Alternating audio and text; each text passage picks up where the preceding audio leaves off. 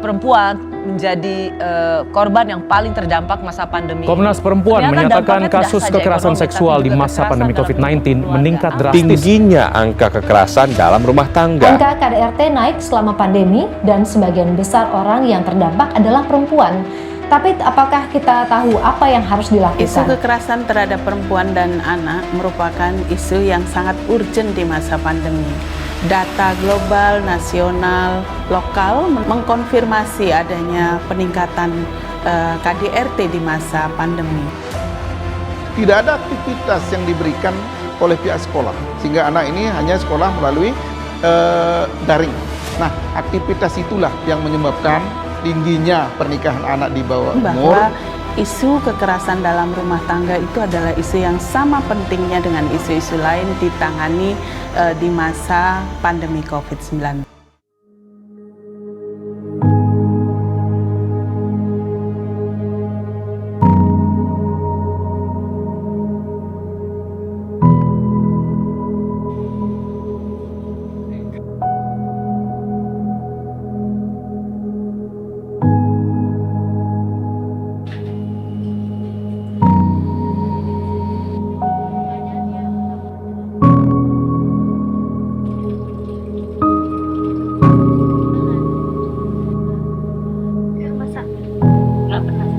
Nggak pernah nengokin sama sekali pas anaknya operasi pertama kali, nggak pernah nengokin Kak.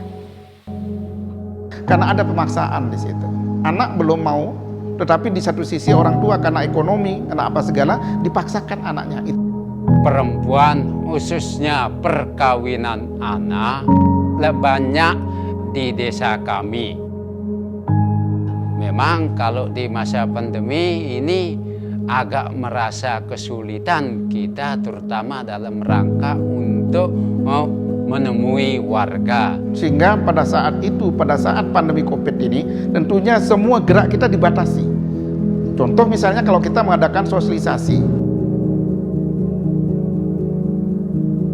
Bahwa isu kekerasan terhadap perempuan, khususnya kekerasan dalam rumah tangga, belum menjadi kesadaran publik yang harus dijadikan perhatian utama di dalam penanganan pandemi COVID.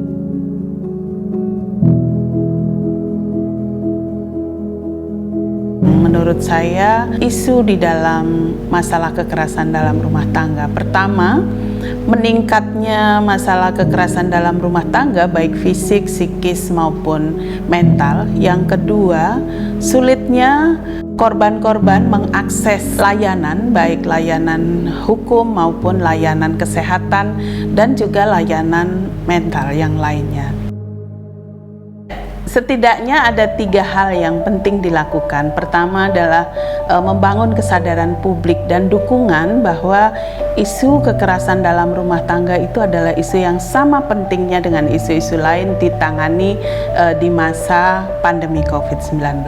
Yang kedua, membuka seluas-luasnya akses untuk layanan pengaduan, kemudian penanganan dan juga pemulihan. Yang ketiga adalah upaya melakukan pencegahan yang itu bisa dilakukan oleh semua pihak, semua wilayah dari lokal hingga nasional bahkan global. Jadi kita bisa memulai dari komunitas-komunitas. Saya sosialisasikan lewat corong masjid dan juga masuk kepada rumah masing-masing warga sebagai bentuk sosialisasi tersebut.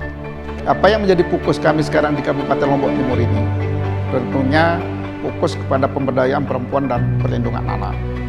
Yang tentunya apa yang dikerjakan oleh desa pemerintah Desa Lenek Kalibambang ini, tentunya ini menjadi referensi di desa-desa lain yang belum maksimal melaksanakan.